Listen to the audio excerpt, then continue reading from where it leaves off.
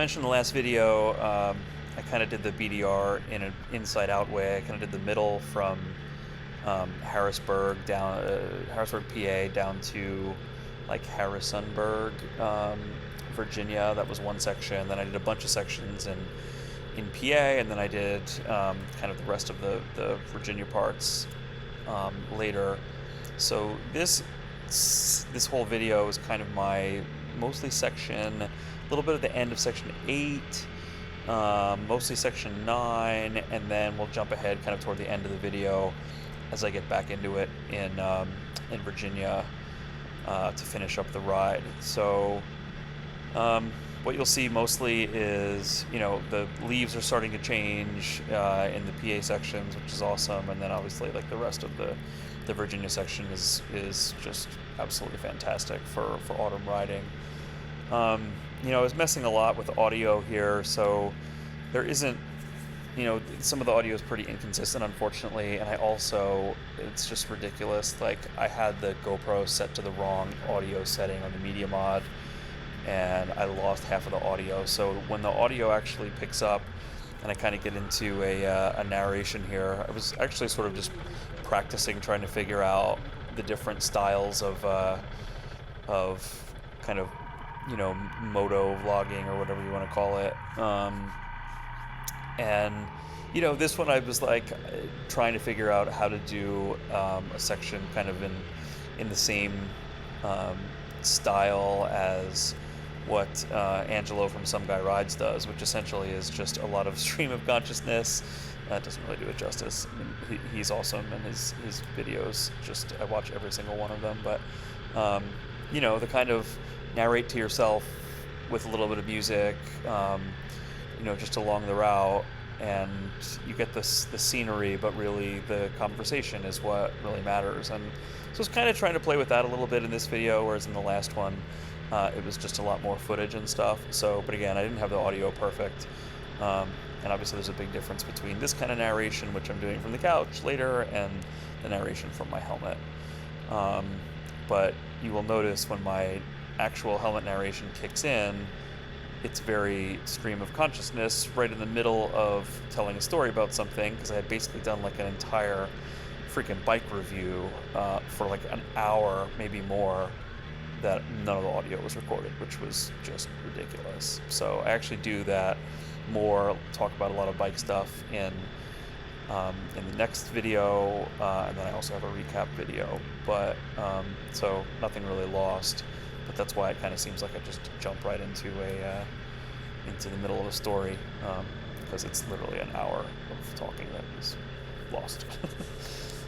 So enjoy.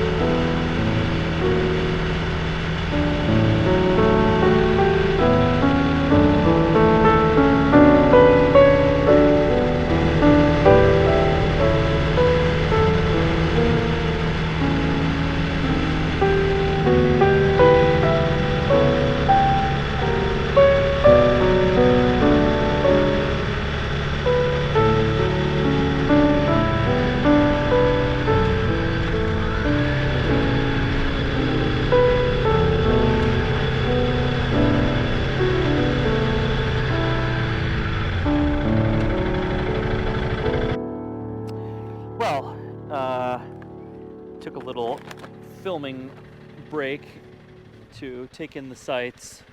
Saw the Grand Canyon of Pennsylvania, Pine Creek Gorge, I believe it is, and ran into almost half a dozen other riders. None of them are actually doing the BDR, which is interesting. Just people out here randomly driving around. KTMs, there was a Super Tenere, that guy on the T7 that I mentioned before. I've got 40 miles to go for the day. Just looking and debating what my next route is. If I need gas or not. I think I'm good. Looks like the rest of this ride is through Tioga State Forest. And it's about an hour and a half, which isn't too long at all. So where was I? I think I was talking about bike stuff. I mean, it's interesting because I just bought or just ordered a Tenere 700 myself to sort of try to get the best of both worlds out of the kind of riding I want to do. It's a relatively lightweight adventure bike that has a little bit more swoop than this one. But honestly, as I've been riding this more and more, I really like it.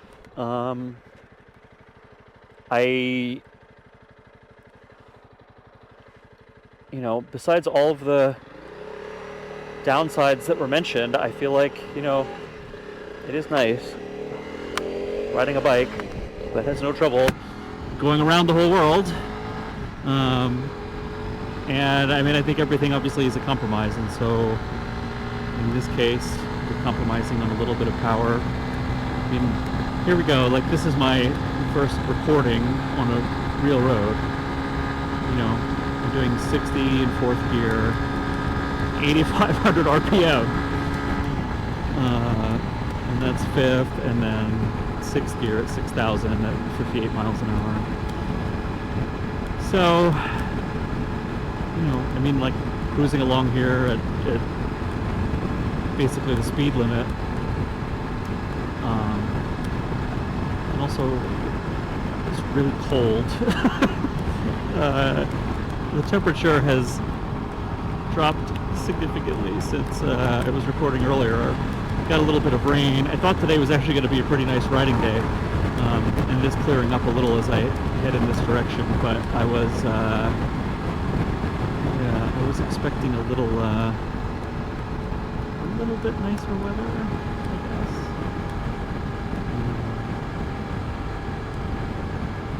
Just debating whether I should run down there for gas or not. 40 miles. Yeah, that's plenty. Is this my route? This? Oops. No. Someone's driveway.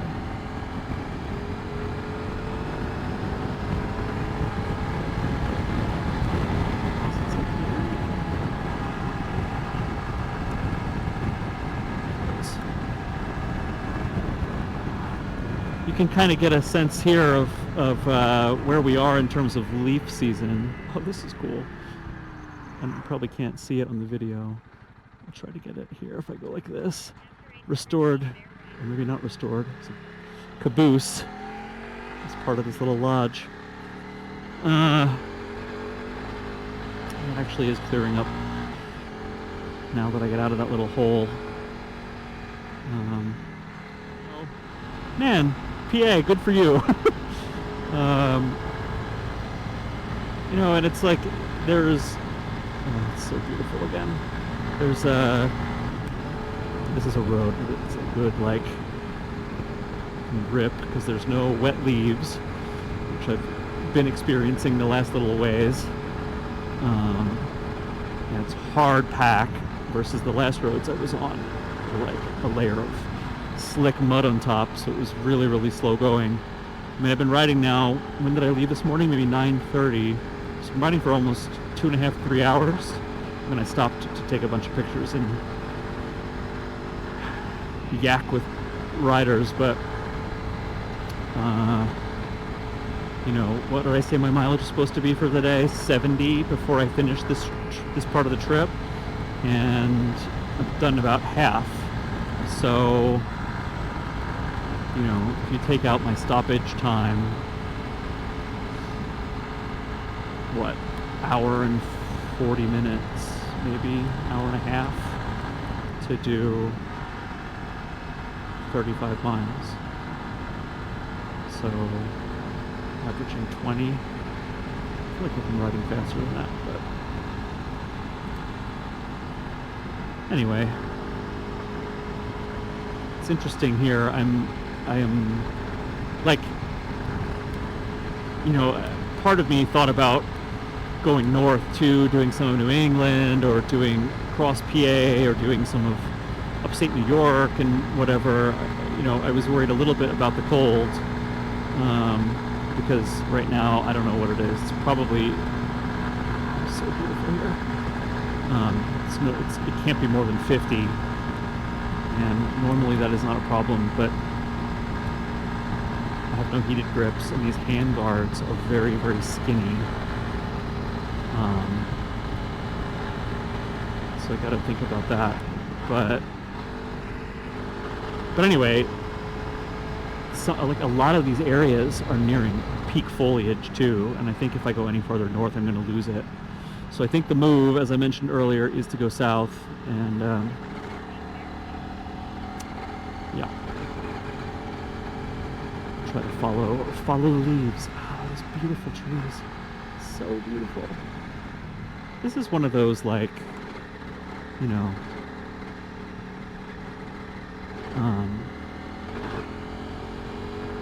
years ago I was talking to, many of you who would be watching this know my friend Alex from work, old pal, and we were talking about the value of shared experiences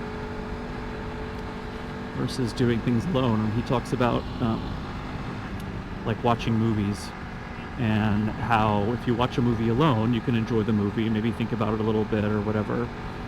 But if you watch the movie with someone else, the movie takes on this, like, longer term, enjoyable, you know, quality experience, whatever you want to call it, where, oh, cool, what a cool road.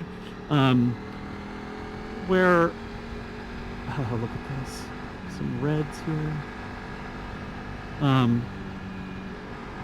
Yeah, it takes on this other experience where, like, you know, now the it's not just the oh wow, I gotta go back and get a photo here. This is just something else.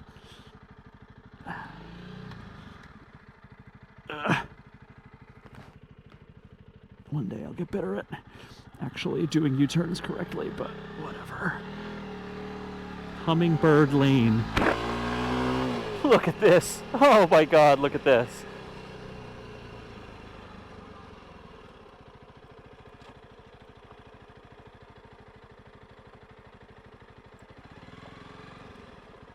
Unfortunately, as Angelo puts it, this is terrorist travel. Ugh. Ugh.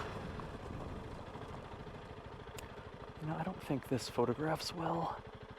I'm gonna try it anyway. Man. Good job, PA. Good job. Please don't fall over. Please don't fall over. Oh my god.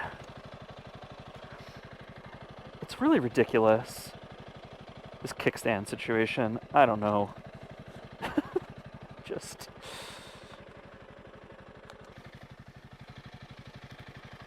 You know, I gotta say, like, the number of times that this fucking phone has crashed while trying to change the orientation from portrait to landscape, I mean, it's unbelievable. It just locked. It's a hard lock. So, to the point where you have to hold down the power button for 30 seconds to get it back. It's fucking annoying. Anyway. Hummingbird Lane. See what you have to offer. Don't want to go too far out of my way, but this was too pretty to resist.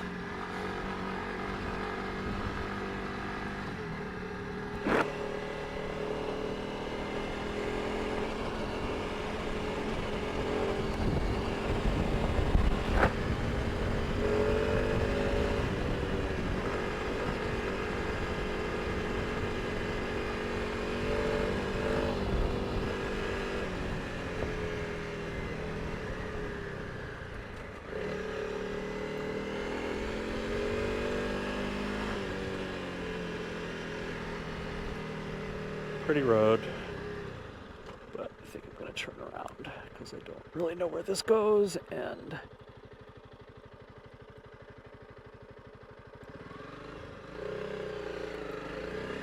this ride is taking me much longer than I thought, but wow. No wonder that guy said he put 30,000 miles or whatever he said, or was it 10,000? 10,000 miles in 3 years on this WR. I mean, you can just, especially this time of year, man. Anyway, back to the story. So, God, I didn't change the suspension. It's so bouncy. So, as I was saying with Alex, you know, this idea that, you know, I mean, I think this is obvious, but the way he described it really resonated with me, which was, you have an experience, and that can be a good experience, but if you have that experience with somebody else, you know, it's richer.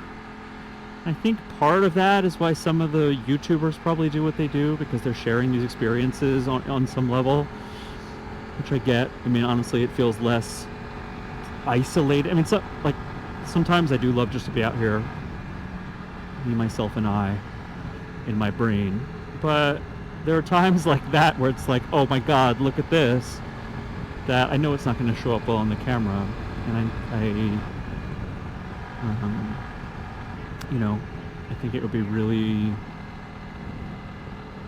like, I'm obviously extremely fortunate to be able to do things like this on a whim and ride for days and days and whatever, and that's you know, a result of many things, but you know, and I do enjoy solo travel a lot. You know, there have been plenty of times where people have, you know, even one of those guys, he gave me his business card, like, oh, if you ever want a riding buddy or whatever, and it's like as much as I think that, like, especially if you're doing more I'm not going to do technical trails by myself. It's too dangerous, even with the satellite beacon that I carry. But you know, like, there are certain things that I wouldn't hesitate at all to do if I was riding with somebody, just to try.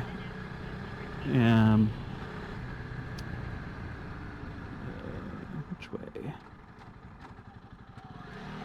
Guess it's this way. This doesn't...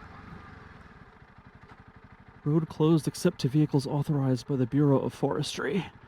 Guess that's not the way, because I am not authorized by the Bureau of Forestry, that's for sure.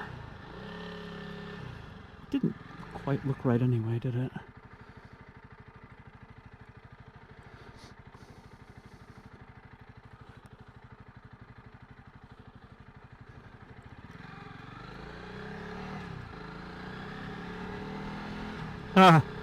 But now we get this beauty. Yeah, so I don't know. It makes me think. I mean, I don't know about what. It just makes me think about solo travel versus, you know, traveling with others or whatever. I think my ideal, honestly, would be like, you know, have someone that's kind of going the same way as you, that you can stay in touch with the satellite beacon somehow if you have no cell service. So if something goes wrong, someone is, you know, nearby-ish, that they can come and help you change a tire or whatever, get supplies if you need something and whatnot.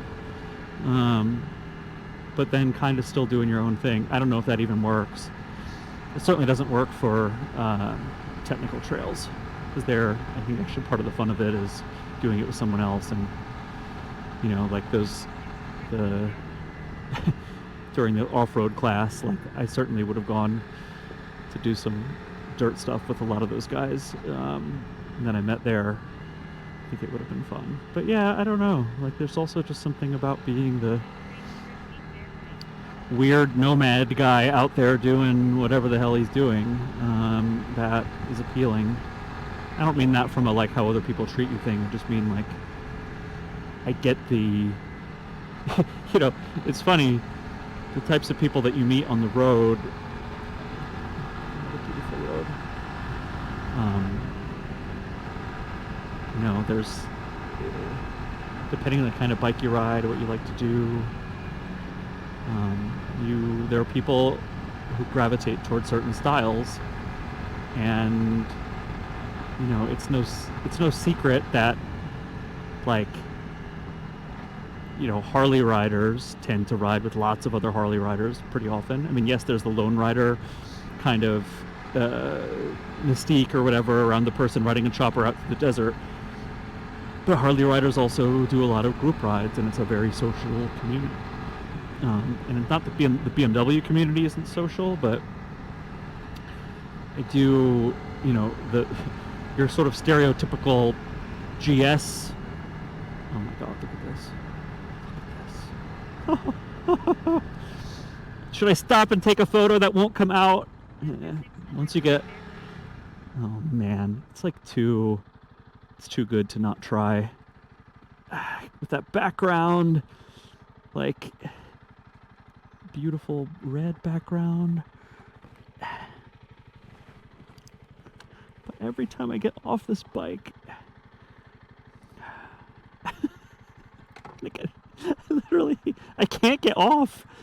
I can't get off because the kickstand is too long. But then if you go somewhere else, the kickstand is too short.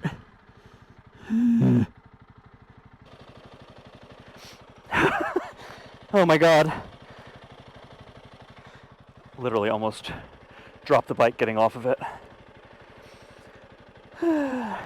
Hopefully it stays standing while I take this photo. Beautiful. So good.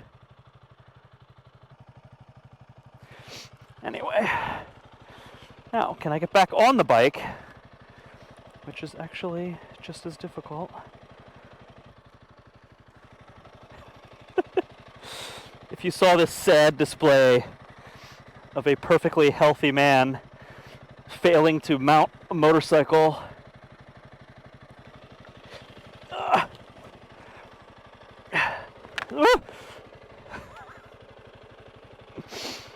I don't know, should the kickstand be shorter? I mean, ridiculous. Ridiculous!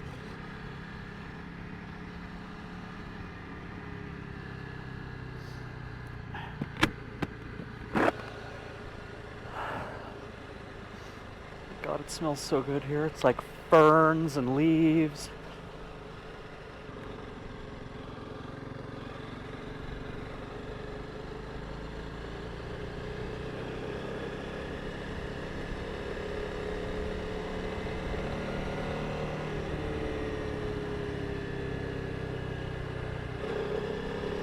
What a magical couple of days. Magical riding. I don't know what to say. It's just something else. Good job, BDR.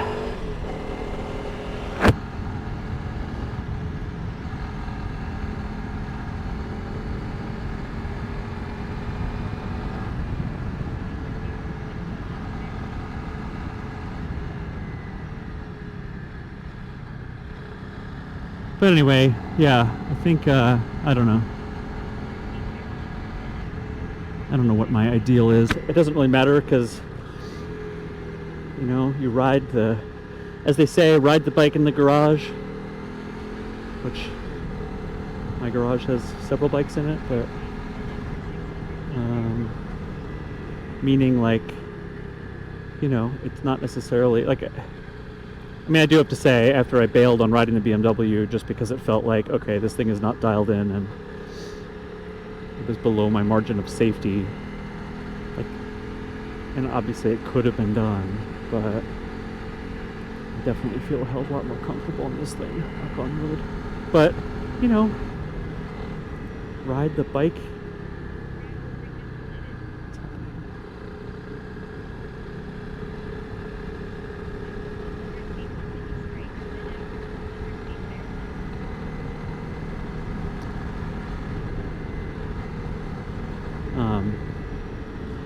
My navigator was just yelling in my ear that something had gone wrong and wasn't really paying attention to that. GPS signal sometimes gets a little wonky over here. But yeah, I don't know. It's like ride the bike you got, ride the ride you can, ride with the time you have.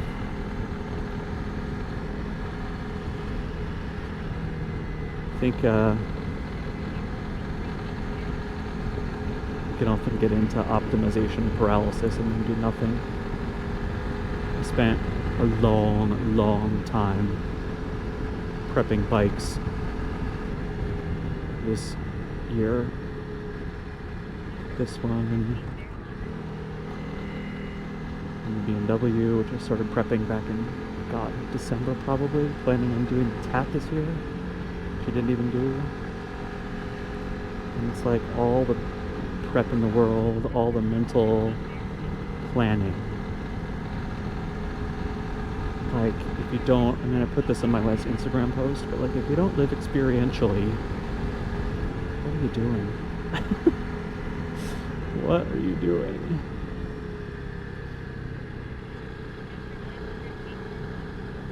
Like, one of the most ridiculous things was, you know, I was trying to figure out how am I going to carry my maps in a way that was like accessible and that, like, you know, road closed. I never finished that story because I got distracted, but yeah, I was trying to find like ways to put my maps on my leg and strap them to something like my tank bag or get a map carrier and all this stuff. This idea that I had to have maps like at the ready, and I had all these maps for the TAT that I was going to do, and where am I going to carry 5 pounds of maps? And of course, like, as it turns out, you know, I put the maps, like, I didn't need roll charts. I didn't need all these maps all the time. I just stuck them in the tank bag or in my rear case. You check them in the morning and that's it, you know? And so I think my point about over preparing was just like, you got to prepare for the right things. And I spent so much time on things like that. I didn't spend a lot of time actually getting out on the bike, practicing riding and seeing how things were going to go. And so, big lesson learned. Problem with detours is most of these rides are, at least, you know, if there's sketchy sections or things to pay attention to as a solo rider, it's another thing where it's like, part of why I like doing planned routes is, you know, at least a little bit of what's coming. And you know what the difficulty level generally is going to be. This is why things like the Southern California BDR, I would like never do the first part of it alone, because it's deep sand. But you know that because you've seen other people do it, and you've seen the map, and you've seen the explanations and whatever. Whereas this kind of thing, now I'm just kind of off wandering to get around that detour. It's fine, these roads aren't a big deal. I mean, I just rode by a campground. It's not like, you know, knock on wood, but it's not like this is going to be some impossible climb coming up or something, I don't think. These are public roads after all. And most of the things that are listed as like higher difficulty, they're called drivable trails, which tend to be very clearly marked.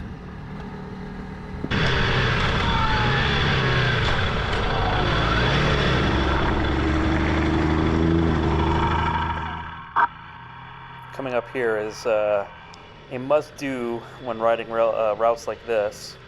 I'm about to come up to a bunch of riders that are stopped for a break, and they're essentially here on the left. I don't know if you can see them, they're right there on the left. And I was this is the route I was going to follow past this church up the hill, but pretty much whenever you see other riders, if they wave to you and beckon you to come, you stop. So I have a last second stop right there, and then go over and hang out with them for a little bit. They had just started the route from north to south. That's the shit. How you doing? That's the shit. So where you I'm coming Johnny. from? Where you going? Daryl. Nice to meet you, man. Nice to meet you. Johnny, I'm Jeff. Jeff. That's Todd over there. I'm just finishing up segment 9. Nice. Yeah, we're going the opposite. You're going where? Opposite way. direction. Are you going south? Yeah. You picked the right time of year to do it, man. It's I was beautiful, just right? Hold, let me turn my camera off. So huge time jump ahead here. This is actually maybe like a week later, I believe, on the Blue Ridge Parkway. So I finished that day, and I don't think I have any more video of it. After I met with those guys, I just kind of kept going and finished the route. Got to New York State border. It was pretty uneventful. It was just more beautiful riding, and then I had about 3 or so hours on some like state highways and stuff like that to get back home. But here is where I headed back south to grab the route where I had previously let off, and that was in Harrisonburg, Virginia. But this was basically the I don't know, whenever I'm in this area around the Blue Ridge Parkway, it's like you got to do it. And obviously you can see there's still, it was a little bit green. It wasn't perfect fall weather yet, but it's always an amazing road. There's some bikes in front of me that I was following for a while. Yeah, so this is basically as I'm getting ready to go and start the final section of the BDR.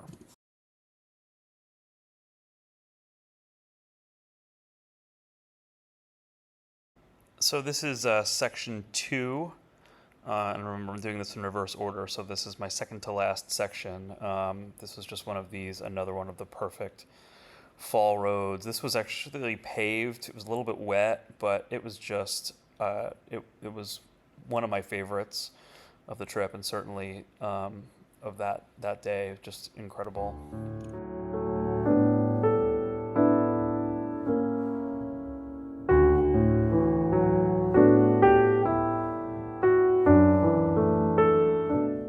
Here you get a sense of more of like the logging road stuff in Virginia. Much twistier and still nice pack, but you can get a sense of the different kind of gravel that's here versus the PA gravel. But again, just great fall scenery and still hard pack, so you've still got pretty high speed, and obviously like a lot curvier than a lot of the PA roads were in certain sections.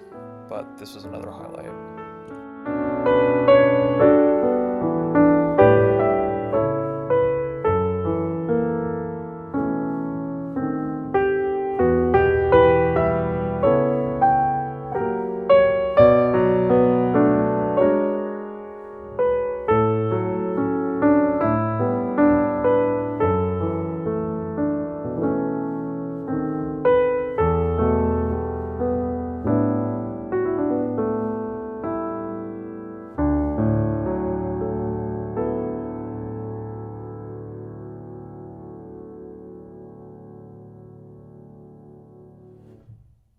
So coming up next is a section that actually turns out to be a bypass. So coming up here was this section called Tub Run Road, which apparently is either a highlight or a nightmare of the BDR Section 2.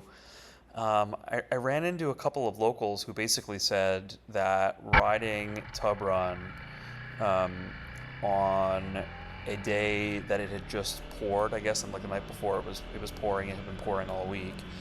They had a couple people, 2 different groups of people, tell me I was crazy to be out there by myself, which is weird because like I've seen some clips of this. It didn't seem that bad, but the clips that I saw were a little bit wet, but I think they were mostly dry, and most of the people that I saw ride this, besides Ange, were like with other people. So. And actually, I think I saw Ange ride this later, so now that I'm thinking about it. So actually, maybe I hadn't seen that in advance. But anyway, so this was one of the very few parts of the route that I decided to skip, just because, I try to keep everything within my safety margin, and that just seemed like I might have been tempting fate. So they gave me this bypass, which actually just turned out to be this absolutely incredible road by this river. I want to say it was almost like a 40-minute bypass, but it turned out to be one of my favorite roads of the trip, and I would have missed it had I follow the pure route. So I would love to know, someday go back there and actually ride that road just to see what it was all about. But man, did I agonize over whether I should go or not. I think I called like 3 people on the phone to talk it over because I just really wanted to ride, the route as described. But yeah, it's weird being a solo rider out there and trying to figure out whether you should or shouldn't, just from a safety standpoint. So this basically was the road taken instead of the road not taken. Mostly just like farms and I think there was actually a donkey rescue maybe coming up here. I don't remember if I got it on video, but it's a cloudy day, but man, it was just a nice high speed, nobody else around, beautiful countryside. It was actually probably top 5 roads of the whole trip.